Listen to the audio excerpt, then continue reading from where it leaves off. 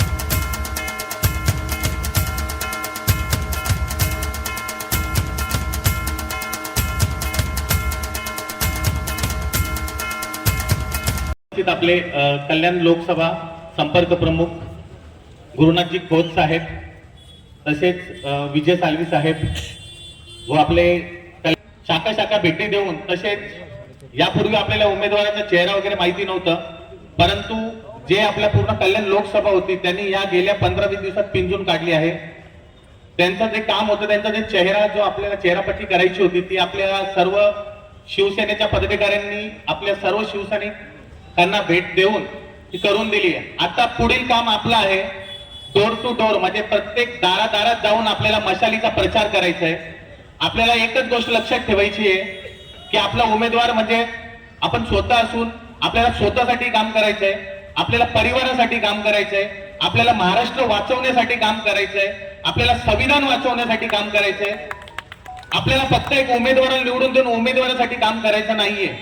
कारण गेली कित्येक वर्ष आपण पाहत आलोय, जे आता ज्या लोकांनी गद्दारी केलेली आहे त्याच प्रकारे आपले सध्याचे असलेले मुख्यमंत्री असो किंवा त्यांचे सुपुत्र असो, एवढ्या वर्ष आपण त्यांच्यासाठी मेहनत घेतली, परंतु आता ज्याच वेळ प्रसंग पडला त्यांच्यावरती, त्यांनी उभा पक्ष, ज्या पक्षाने त्यांना एवढं मोठं स्थान दिलं, लहानाचं मोठं केलं, उभ्या हिंदुस्थानला ज्यांनी स्वाभिमानानं जगायला शिकवलं ते राजे शिवछत्रपती, त्याच स्वाभिमानासाठी अखेरच्या श्वासापर्यंत ज्यांनी लढायला शिकवलं ते राजे छत्रपती संभाजी महाराज. तुम्हा सर्वांचे सरसेनापती, हिंदू राष्ट्र सम्राट सरसेनापती श्रीमान बाळासाहेब ठाकरे, या वैभवशाली ठाण्याचं गौरवशाली नेतृत्व धर्मवीर आनंदजी दिघे साहेब, तमाम महिला आघाडीच्या आणि आमच्या शिवसैनिकांच्या मायमाऊली मासाहेब मीनाताई ठाकरे या सर्वांना वंदन करतो. आज हो घातलेल्या कल्याण लोकसभेच्या निवडणुकीच्या संदर्भात या कल्याण पूर्व विधानसभेत आजची ही आढावा बैठक, या आढाव्याच्या बैठकीच्या निमित्तानं या विभागाचे जिल्हा संपर्क प्रमुख शिवसेना उपनेते आदरणीय गुरुनाथजी खोत साहेब, आमचे मार्गदर्शक शिवसेना उपनेते सन्माननीय विजयजी साळवी साहेब, त्याचप्रमाणे सन्माननीय व्यासपीठ. मित्रांनो, निवडणूक लागली. निवडणुकीमध्ये सुरुवातीची चर्चा होती या ठाण्याचा उमेदवार कोण, तुम्हाला उमेदवार कोण हवा आहे. तुम्हाला सर्वांनी त्यावेळेला सांगितलं होतं की आम्हाला उमेदवार हा स्थानिक असावा. तो उमेदवार कोण असेल, कसा असेल, पैशावाला असेल, कोण असेल माहीत नाही. वेळ आली आणि साहेबांना अचानक एका पत्रकार परिषदेत विचारलं गेलं अचानक पत्रकारांनी, तर तुमचा उमेदवार कोण असेल. साहेब म्हणाले आज सांगू का कधी सांगू, नंतर नाही म्हणे आत्ता सांगा. तर त्या क्षणाला या ठिकाणची उमेदवारी एका सर्वसामान्य महिलेला जाहीर झाली. तुम्हाला सर्वांना त्याचा अभिमान पाहिजे. समोर सत्ता आहे, पैसा आहे, माज आहे, मस्ती आहे, सगळं काही. आजपर्यंत सगळ्या गोष्टी घडामोड घेत आहेत, थोडीशी आमिषी दाखवली जात आहेत. आजही तुमच्याकडचं कोणीतरी आपल्यातून बेरीज झालेलं, कोणीतरी गेले, काय तिकडे लक्ष द्यायची गरज नाही. गरज नाही म्हणण्यापेक्षा काय मान सन्मान मिळणारे येणाऱ्या भविष्यकाळात आपल्याला समजा.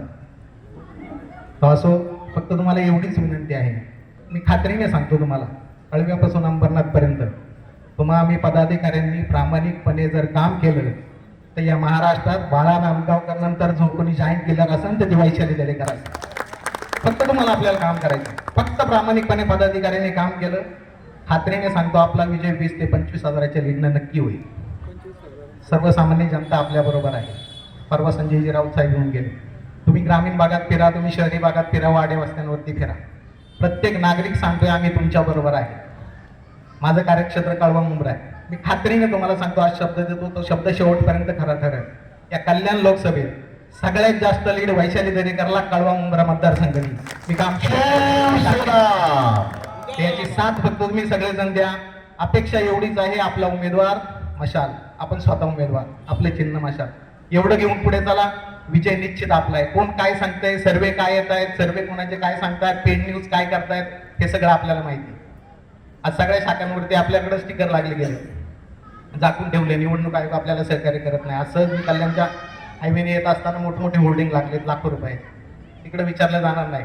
पण आपल्याला वडापावची किंमत 13 रुपये सांगितली. इथपासून सुरुवात आहे. तुम्ही मतदार निवडणूक आयोगाचे त्यांनी प्राईज लिस्ट पहा, प्राईज लिस्टमध्ये एवढ्या भयानक काही गोष्टी घेतल्या. या पूर्ण लोकसभेत सगळ्यात अगोदर आक्षेप घेणारा आमचा कळवा मुंब्रा मतदारसंघ होता.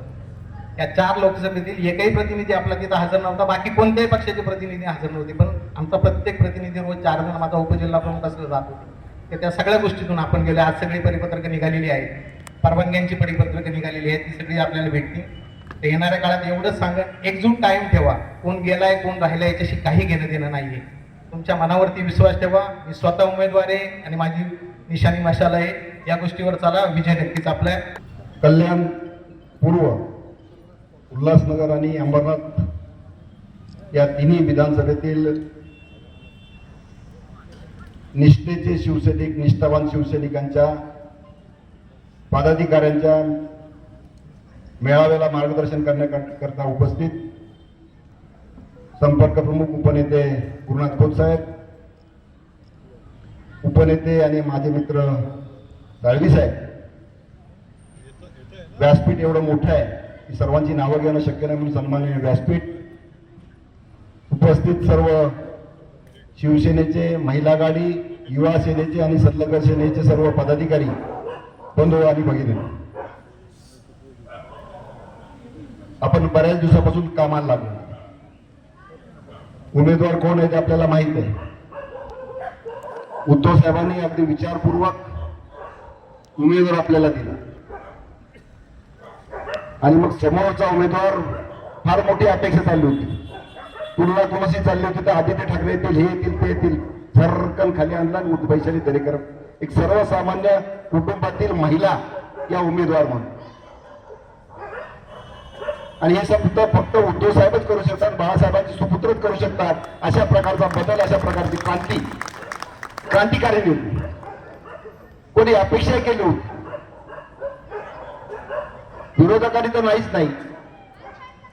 आणि आपणही उद्धव साहेबांनी एकदा विचारलं, तुम्ही सांगा उमेदवार कोण. सर्वांनी एकमुखाने सांगितलं, साहेब तुम्ही द्याल तो. जे शिवसैनिकांनी आतापर्यंत केलं की जे एकदा शिवसेना प्रमुखांनी चेंदूर लावलं की तो आमचा देव, त्याच पद्धतीनं लोक आता कामाला लागलेले.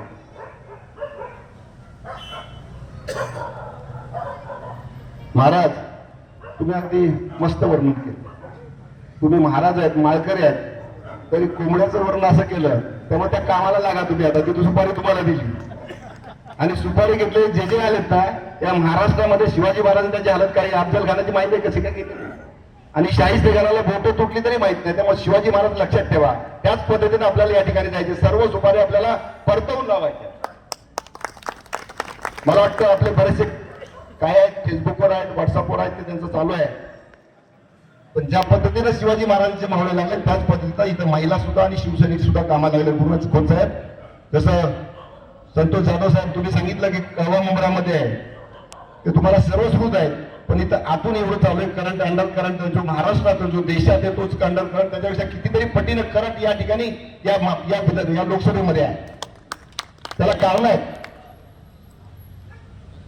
किती सांगितलं, लोहकर साहेब सर्वे आले 400 पार, पण उद्धव साहेबांनी मस्त हे केले तडीपार. आणि खरोखर तडीपार होणार आहे. त्याची कारण आपल्याला माहिती. मुद्दे काय चालू आहेत, ज्या मुद्द्यांवर तुम्ही 2014 साली या देशातील गोरगरीब जनतेला बेवकूफ बनवलं, ऐसा करेंगे वैसा करेंगे, महागाई की एवढी झालेली आहे, बेरोजगारी वाढलेली आहे, भ्रष्टाचार एवढा झालेला आहे, 15 लाख देतील, 15 लाख आले नाहीत. दोन लोकांच्या मध्ये रागे. पहिले भाजपचे उमेदवार गेले आणि भाजप किंवा एक गट आहेत त्यांच्या बरोबरचे गट राहिलेच नाही तो, आणि या निवडणुकीनंतर ते दुसरे गट सुद्धा जातील. त्यांचे केल्यानंतर लोक विचारतात 15 लाख पहिलं काय झालं. आता परवा गॅरंटी, मोदी की गॅरंटी वचननामा दिला तर लोक पहिले विचारतात ती गॅरंटी कुठे आहे 15 लाखाची. ही लोकांना आपण आठवतो. 2 कोटी रोजगार दरवर्षी, म्हणजे 20 कोटी असेच झाले असते कमीत कमी. 20 कोटी रोजगार कुठे गेले, ते गॅरंटी काय झाली. एक बोलतो गॅरंटी आणि एक बोलतो जुमला.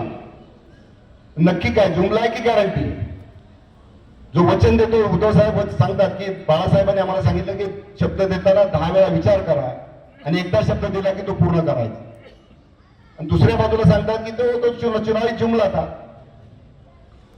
2014 मध्ये जे सांगितलं तो चुनावी जुमला, 2019 मध्ये केलं तोही चुनावी जुमला. आता सुद्धा लोकांना हेच माहिती, आता लोकांना माहित पडलेले आहे इजा बिजा तिसऱ्या आता होऊ देणार नाहीत.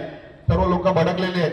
त्यामुळे 400 पार किती वल्गना केल्या तरी खरोखर त्यांचा तो निर्मला सीतारामन यांचे मिस्टर, फायनान्स मिनिस्टर, त्यांचे मिस्टर सांगतात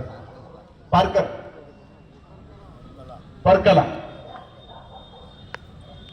फायनान्स मिनिस्टर त्यांच्याच मंत्रिमंडळातला त्यांचे पती सांगतायत या देशातला जगातला सर्वात मोठा भ्रष्टाचार या इलेक्ट्रॉल बॉन्ड आहे. आणि त्या एका इंटरव्ह्यू मध्ये सांगतात the most corrupt and the most worst, म्हणजे आतापर्यंतचा मोस्ट वर्स्ट पंतप्रधान हा म्हणजे नरेंद्र मोदी आहे. त्यांच्या मंत्रिमंडळातले फायनान्स मिनिस्टर म्हणजे 3 नंबरचं खातं, पंतप्रधान नंतर 3-4 क्रमांकाचं खातं असेल. त्यांच्या घरात काही चर्चा होत नसेल ते सांगतायत. आणि मोदी गेट या भ्रष्टाचाराला त्यांनी नाव दिलं मोदी गेट. आणि ते सांगतायत भाजप जास्तीत जास्त 220च्या आतमध्येच अटकणार आहे. 230 झालं म्हणजे फार आश्चर्यकारक होईल असं मला तरी वाटतं. आणि हे 400 पारचा बघतो आपण महाराष्ट्रामध्ये. साऊथ गेलेलं आहे, महाराष्ट्रामध्ये काय अवस्था आहे. एवढा सगळा आटापिटा केला तर हातात काय आला गाळच. बरोबर ना? शिवसेना फोडली म्हणण्याचा प्रयत्न केला, फुटली का प्रत्यक्षात? नाही ना. जी गेली ती गेली, त्याच्यापेक्षा जास्त पटीने वाढलेली.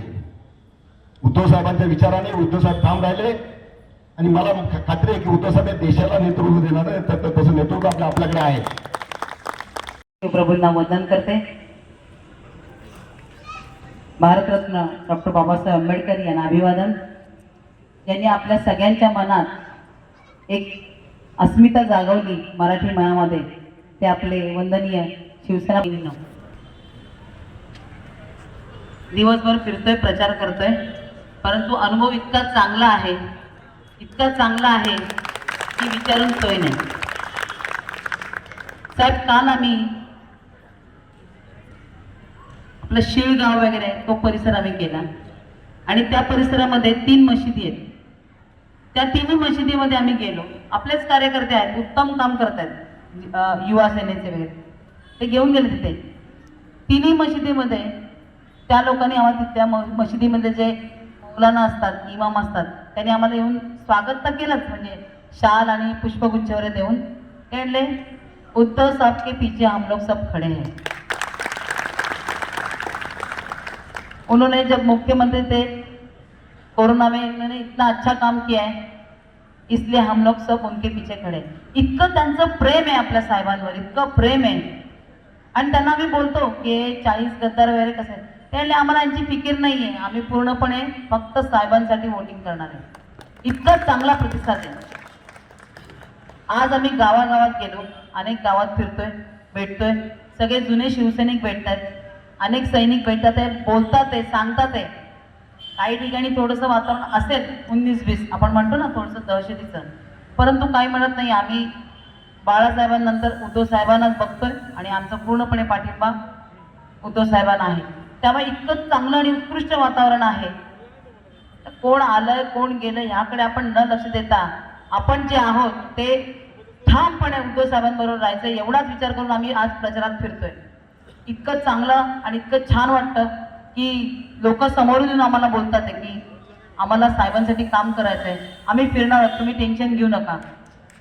त्यामुळे पुन्हा एकदा हुरूप येतो.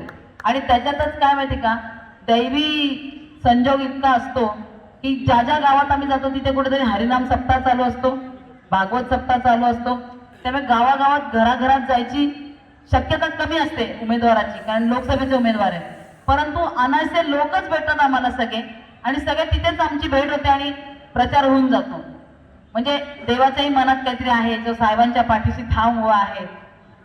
मुद्दा ही लाख बुरा चाहे तो क्या होता है, वही होता है जो मंजूर है खुदा होता है. त्यामुळे साहेबांच्या पाठीशी देव आहे. त्यामुळे या गद्दारांच्या चिंध्या ओढल्याशिवाय राहणार नाहीत अशी मला पूर्ण खात्री आहे. जास्त काही बोलणार नाही, कारण मला माहिती मी स्वतः याला उशीर केलाय, 9:30 व्हायला लागले आणि आपल्याला साहेबांचं मार्गदर्शन ऐकायचं आहे. परंतु मी तुम्हाला सगळ्यांना सांगते की कितीही सर्वे चांगले येऊन, कितीही आपल्याला चांगल्या गोष्टी कळत की नाही, आपली उमेदवारी चांगली चालू आहे, आपला चांगला सर्वे येतोय, लोकांमध्ये चांगलं आहे, तरीही प्रत्येक माणसाच्या घरी जा, प्रत्येक माणसाच्या घरी पोहोचा. गृहीत धरू नका की हा माणूस आम्हालाच करणार आहे, मला रोज भेटतो, मी नेहमी त्याला हात करतो, सलाम करतो, नेहमी मला भेटणार आहे नाक्यावर, म्हणून मी नाही गेलो आज तर चालेल, असं करू नका. लोकांना गृहीत धरलेलं आवडत नाही. त्यांना असं वाटतं एकदा तरी माझ्या घरी यांनी येऊन गेला असता तर मग काय झालं असतं, मी देणारच होतो मत. पण मग तो कंटाळा करू शकतो किंवा काही त्याला वाटू शकतं वाईट, किंवा माझ्या घरी आले असते तर काय बिघडलं असतं. तर प्रत्येकाच्या घरी जा, कंटाळा करू नका. म्हणजे याचं कारण असं आहे की आपल्याला पाडायचं तर आहेच, पण असं पाडायचंय की ऑर्थोपेडिक असल्यामुळे हाडं बिड सगळे फ्रॅक्चर, दात बीज तोडून टाकायचे, हे लक्षात ठेवा. त्यासाठी आपल्याला जास्त मेहनत करायची, म्हणून आपल्याला जास्त घरामध्ये जायचंय. अगदी लोक म्हटले पाहिजे आम्हाला निशाणी तुमची कळलेली आहे, निशाणी आहे, निशाणी आहे, हे लोकांच्या तोंडून आपल्यावर आलं पाहिजे. अरे कळली आम्हाला तुमची निशाणी, मशाल मशाल मशाल, आणि आम्ही दाबणारे बटन फक्त मशाल, एवढंच सांगते. आणि तुर्तास थांबते. लाडके परिचयाचे श्री धनंजय बोडारे साहेब, त्यानंतर आमचे विधानसभा लोकसभा समन्वयक संतोष जाधव, पालांडे आणि सर्व ह्या व्यासपीठावरती महिला पुरुष सन्माननीय सर्व पदाधिकारी, उपस्थित बंधू भगिनी, खरं म्हणजे खूप वेळ झालेला आहे आणि गर्मीत तुमची काय हालत होती मला कळते, पण इलाज नाही. आजची बैठक आपण अशासाठी लावली होती की गेले 2-3 महिने ह्या विभागामध्ये जी परिस्थिती आहे आणि त्या परिस्थितीमध्ये तुम्ही सगळे बंधू भगिनी ज्या आहात माझे सर्व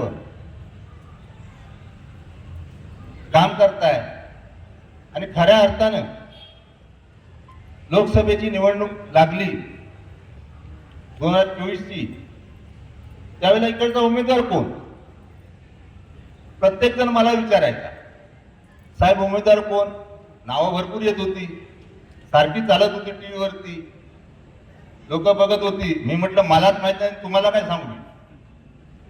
हा निर्णय घ्यायचा अधिकार फक्त पक्षप्रमुखांना आहे आणि पक्षप्रमुखांनी एक दिवशी आम्ही सगळे बसलो होतो. त्यावेळेला आपले थरवळ होते, सदानंद थरवळ होते, डोंबिवलीचे आपले ताईबाचे जिल्हा प्रमुख आबा होते, संजय राऊत साहेब होते, आणखी सगळी मंडळी होती. आणि माझे उमेदवार आपल्याकडे त्यांनी 2-3 नावं सांगितली, त्यांच्यातल्या अडचणी पण सांगितल्या की काय होऊ शकतं. आता ह्या ज्या बोलल्या ना ऑर्थोपेडिकचा, ती अडचण तिकडे होती. तर त्याच्यामुळे उमेदवार कोण, तर उमेदवार ह्यांना त्यांनी बोलवलं, म्हणाल तुम्ही अशा आहात, काय करू शकता, लढू शकता का तुम्ही. तर म्हणाले मी लढलेली आहे, मी नगरसेवक म्हणून काम केलं आहे, काय करता तुम्ही. मी काय व्हॉइस घरी काम करते मी आणि माझे मिस्टर नोकरी करतात, किती खर्च कराल. साहेबांनी विचारला प्रश्न. ते म्हणाले साहेब तुम्ही माझ्या पाठीशी आहात तर मला काय खर्चाचं आहे. तो विषय तिकडेच संपला. नंतर साहेब बाहेर आले, आपल्या सगळ्यांशी बोलले, विचारलं. त्यावेळेस त्यांनी फक्त त्यांच्याशी बोलले, एवढंच बोलले. त्यांनी विचारलं, त्यानंतर आणखीन काही मित्र आले, आपले उमेदवार होते, त्यांना त्यांच्याशी चर्चा झाली. मी काय सांगतो तुम्हाला की तुम्हाला ऍक्च्युली माहित नाही स्टोरी सगळी. आणि त्यावेळेला त्यांच्याशी पण बोलले, त्यांच्या अडचणी समजून घेतल्या, काय करायचं संपलं. तर ह्या परिस्थितीमध्ये काय झालं की तुम्हाला आपल्याला सगळ्यांना सांगितलं की तुम्ही कोण नाव सुचवता का. तर आपल्याला सांगितलं साहेब आपल्या विभागात तर कोण नाहीये, मातबर एवढे कोण नाहीये, त्यांच्याशी लढण्या एवढे ताकदीने कोण नाहीये. मग जर तुम्ही उमेदवार सांगणार नसाल तर मी उमेदवार तुम्हाला देईल, त्यावेळी मग तुम्हाला मी बोलवणार नाही, मी उमेदवार जाहीर करून टाकेन कोण असेल तो. आणि त्या दिवशी पत्रकार परिषद होती आणि पत्रकार परिषदेत त्यांनी ते नाव जाहीर केलं. आश्चर्याचा धक्का सगळ्यांनाच बसला होता, म्हणजे त्यांना पण बसला आणि आपल्या सगळ्यांनाच बसला. एक सामान्य गृहिणी, तुमची आमची बहीण, तुमची आमची मुलगी, त्या सामान्य गृहिणीला एका पर्वताशी लढायचं आहे. पर्वताशी लढत असताना ती कशी काय लढू शकणार. इथून आपल्यातच सुरुवात झाली, त्यांच्याकडे नाही. ते बोलतील त्या बोलतील, पण आपण म्हटलं अरे कमाल आहे, दुसरं कोण भेटली नाही तुम्हाला. अशा प्रकारे आपल्याकडे चर्चांचा पूर्ण हे चालू होतं. बांधवांनो एक गोष्ट तुम्हाला सांगू शकतो, कारण उपनेतेपद मला काल मिळालं. पदासाठी मी संघटनेचं काम करत नाही. 1972 पासून मी काम करतोय संघटनेमध्ये. किती लोकांचे जन्म झाले असतील मला माहित नाही, बरोबर आहे ना.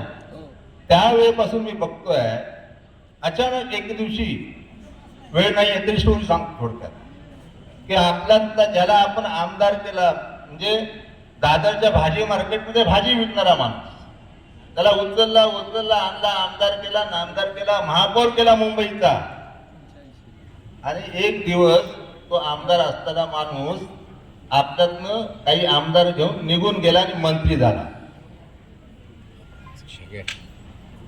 मग मंत्री झाल्यानंतर त्याच्या विरोधात निवडणुकीला उभा राहिला. त्या निवडणुकीत कोण उभं राहिलं? तर एअरपोर्टला एक सिक्युरिटी गार्ड म्हणून काम करणारा माणूस, मुलगा आपला शिवसैनिक बाळा नांदगावकर, एका मंत्र्याला झोपवलं. हा मंत्री नाहीये. एका सामान्य माणसाने, एका काम करणारा सल्यूट मारणाऱ्या माणसाने गेटवरती त्याने तिकडे झोपवलं. दुसरे महाराष्ट्राचे मुख्यमंत्री कोंबडी विकता विकता विकता मुख्यमंत्री झाले. राजमोहन नका साहेब महाराष्ट्राचे मुख्यमंत्री झाले. तर मग माझी तिकीट खाल्ली होती 1990 मध्ये सिंधुदुर्गातून. आणि वैभव नाईक सारखा एका सामान्य शिवसैनिक, म्हणजे कणकवली मधला जिल्हा ते परिषदेतला एक नगरसेवक साधा, त्यांनी त्या मंत्र्याला त्यावेळी तिकडे पाडला. जॉईंट केलं तिकडचा निघाला. इतिहास खूप मोठा आहे, मी त्याच्यात जात नाही.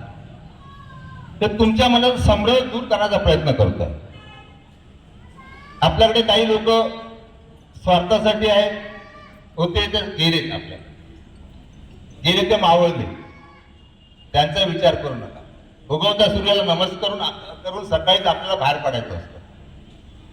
आणि म्हणून ज्यावेळेला आपल्याला उमेदवार वैशाली राणे तिला ज्यावेळेला दरेकर दिले आपल्याला, त्यावेळेला प्रत्येक शिवसैनिकाने थोडे दिवस सगळं संभ्रमात होते. सत्य परिस्थिती सांगतो, खोटं काय बोलण्याची गरज नाहीये. मला काही फोन आले तर मी सगळ्यांना एक विनंती केली की बाबा रे, तूच उमेदवार आहेस, वैशालीताई नाहीच आहे. आपली मशाल उमेदवार आणि शिवसेना पक्षप्रमुखांनी आपल्याला दिलेला आदेश आहे. त्यावेळेला नगरसेवक म्हणून आपण लढवायचो, त्या बाळासाहेब सांगायचे की हा दगड सकाळी कुठे होता म्हणून विचारू नका, मी दिलाय ना, शेंदूर लावा, पूजा करा, त्याच्यात देव पण आणा. झाले ना मोठे. हे कोण होते? शेंदूर लावले दगडच आहेत. ह्याच्यामध्ये कोणाच्या मनात दुमत आहे का मालवणकर साहेब? मग ही परिस्थिती असताना एक सुविद्या तरुणी एक आपल्या घरातली आहे आणि तिला आपण जबाबदारी दिली. तिच्या मागे आपण पणासारखे उभे राहिलो, आपण लढायला उभे राहिलो, तर पुन्हा मायची लाल तर लागून गेली आहे. कोणाची हिंमत आपल्या उमेदवाराला पाडायची. पैसा तुमच्याकडे असेल, आमच्याकडे प्रामाणिकपणा आहे, निष्ठा आहे, विश्वास आहे. निष्ठा विश्वास आमच्या पाठीशी आम्ही घेऊन त्याची फिरणार आहोत. पक्षप्रमुखांनी सांगितलं की अरे आना बाय दिली. कोणाला बाय दिली? कट्टर दुश्मनाला. आज तुम्हाला माहित नाहीये आजची परिस्थिती काय आहे. पत्रकार वगैरे असतील त्या लोकांना सगळ्यांना सांगतो, मला तुम्हाला पण माहिती असेल. आज कोकणामध्ये, सिंधुदुर्गामध्ये, कोकणामध्ये धनुष्यमान समुद्रात बुडवला. माहिती आहे की नाही? कारण तिकडची जी होती आमची आमची म्हणत होते ना शिवसेना, ती गेली तिकडे, बुडाली तिकडे. आणि कोण? कमळाबाई तिकडे बसली, नारायण राणे. ते जाणार, डुबणारच आहे. त्याच्याशी मला वाद नाही घालायचा आहे, पण सांगतो तुम्हाला मी, ही परिस्थिती आहे. त्या परिस्थितीकडे साबवताना आपण ज्यावेळी चालतो त्या आजूबाजूचा विचार करता आपण आजूबाजूची परिस्थिती काय आहे. आजूबाजूची परिस्थिती, त्यांचे उमेदवार सांगितले की एवढे मी घेऊन जातो, 13 जरी एक पडला तर मला सांगा, मी जाईल. आठवतं ना तुम्हाला सगळ्यांना? आता किती गेले हो आणि काय आज कुठे तुम्ही? हा, किती गेले? मग अशा परिस्थितीत शिवसेनेने उद्धव बाळासाहेब ठाकरेंनी उद्धव साहेबांच्या नेतृत्वाखाली आपले 21 आपले खासदारसाठी आपण उमेदवार दिलेले. आपल्याला ताकदीने आपण लढवणार आहोत आणि जिंकणार आहोत. त्यांनी सांगितलं की आता बाळासाहेबांनी काय म्हटलं, हद्दपार. नकली शिवसेना कोण म्हणाले माहिती आहे का तुम्हाला? देशाचे पंतप्रधान म्हणाले नकली शिवसेना. असे पायापडून तुम्ही मातोश्रीवरती आले की नकली शिवसेना. आणि जे उद्धव साहेबांवर बसून 2.5 वर्ष तुमचा मुख्यमंत्री 2.5 वर्ष आमचा मुख्यमंत्री सांगणारे जे होते ते मातोश्रीत बसून सारखं नागदुऱ्या काढत होते तिकडे, मी उद्धवजी ऐसा करू, उद्धवजी ऐसा करू, मैं ऐसा करता हूं आपको. आणि ते बोलणारे आपल्याला सांगतात की आपली नकली शिवसेना. अरे नकली गेली ती तुमच्याकडे आहे, ती विकली गेलेली शिवसेना आहे, ती खरी शिवसेना नाहीच आहे मुळात. आणि म्हणून ह्या ठिकाणी मला सांगायचं आहे की आपण सामान्य कार्यकर्त्याने, शिवसैनिकांनी त्या दिवशी आपल्याकडे विश्वनाथ नेरुरकर शिवसेना नेते आले. उद्धव साहेबांचा मला फोन आला, गुरुनाथ आपण हा सर्वे ते करणार आहे. आणि त्या निमित्तानं त्यावेळेला विनोद घोसाळकर साहेब जे आपले नेते आहेत त्याने 80 ते 100 लोकांची टीम आणली आणि प्रत्येक तुमच्या सर्व पदाधिकाऱ्यांकडे विचारलं गेलं, महिला पुरुष सगळ्यांना, की बाबा तुझ्याकडे BLA काय आहे का, कशी परिस्थिती आहे, काय करणार आहात. आणि तो पूर्ण अहवाल काल 60 फाईलमध्ये आम्हाला दिला गेला आणि सांगितलं की इथं आपल्याकडे कॉर्नर मीटिंग कुठे असेल, आपलं प्राबल्य कुठे आहे, आपल्या शिवसैनिकाची ताकद कुठे आहे आणि दुसऱ्याची ताकद कुठे आहे, ते घुसून आपल्याला काय करायला पाहिजे, ही सगळ्याची माहिती आपल्याला दिलेली आहे. आणि मी ती सांगण्यासाठी तुम्हाला या ठिकाणी बांधवांनो भगिनी एक गोष्ट लक्षात ठेवा, आपले उमेदवार जे आहेत त्या उमेदवारांना आपल्याला कुठल्याही परिस्थितीत जिंकून आणायचं आहे. त्यात कुठली घाईघाई होता कामा नये. तुम्ही एक दिवस उपाशी राहिलात तरी चालेल, कारण माझ्याकडे पैसे आमच्याकडे नाही आहेत. मी शिवसैनिक होतो, माझा शाखा प्रमुख मला सांगत होता, अरे ही घे आपला तो डबा एक घे आणि भिंत रंगव. आम्ही भिंती रंगवायचो, आम्हाला वडापाव पण मिळत नव्हता. आता परिस्थिती अशी तर आपली नाही, समज ना. त्या परिस्थितीत आम्ही काम केलंय आणि त्या परिस्थितीत आम्ही त्यावेळेची सत्ताधारी काँग्रेस होती त्यांना बाळासाहेबांच्या आशीर्वादाने आम्ही भिडलोय आणि संघटना उभी केली. आज ह्या ठिकाणी तुमची ताकद आहे, तुमच्या ताकदीवरच एक खासदार झाला होता, तुमच्या ताकदीवरच. पैशाचा माज किती असू दे, पण मतदान करताना तो शिवसैनिकांनाच करतो, पैसा मतदान करत नाही तिकडे. ही ताकद आपली आहे आणि त्या ताकदीच्या जीवावरतीच आपल्याला जिंकायचं आहे, पैशाच्या जीवावर नाही. आणि म्हणून वैशाली दरेकर राणे ही आपली उमेदवार आहे, पण आपली उमेदवार आहे मशाल आहे, ही घरोघरी जायला पाहिजे, घरोघरी जायला पाहिजे. आणि प्रत्येक शिवसैनिकाने, प्रत्येक गटप्रमुखाने, प्रत्येक आपल्या पदाधिकाऱ्याने त्या त्या विभागामधल्या आपल्या पदाधिकाऱ्यांना त्या त्या असतील, बिल्डिंग असतील, चाळी असतील किंवा काही असतील, त्या ठिकाणी जायला पाहिजे आपल्याला. काल आम्ही 2 दिवसापूर्वी गोरपे गावामध्ये आपले राजेश वानखेडे यांनी कार्यक्रम ठेवला होता मंदिराचा, त्यांच्या त्या गावामध्ये. आपले शिवसेना नेते, नॅशनल फिगर आहे संजय राऊत साहेबांची, ते इकडे आले होते. आणि त्यांच्या बरोबर त्यावेळेला दरेकर मॅडम बरोबर आणखीन एक व्यक्ती होती, नाव घेत नाही मी, त्यांना अडचण आणत नाही, तर सगळ्यांना माहिती आहे. ती व्यक्ती गेली, पत्रकार विचारलं ही कशा काय आल्या, त्यांना विचारा ना कशा आल्या त्या. आणि मग सगळ्या मीडियामध्ये ते दाखवलं गेलं. खऱ्या अर्थाने काय होतं हे सगळं, म्हणजे इथली परिस्थिती तुमच्या विरोधात आहे, लोक तुमच्या विरोधात आहेत, तुमचे मित्रपक्ष तुमच्या विरोधात आहेत, ते तुम्हाला वर येऊ देणार नाहीत. फक्त आज तुमच्या खांद्याला खांदा दाखवत आहेत, थोड्या वेळ वाटलं की खांदा भाग काढून घेतील त्या ठिकाणी. तशीच परिस्थिती झाली आहे पूर्ण. ठाण्यामध्ये रडतायत, ठाण्याची परिस्थिती काय आहे.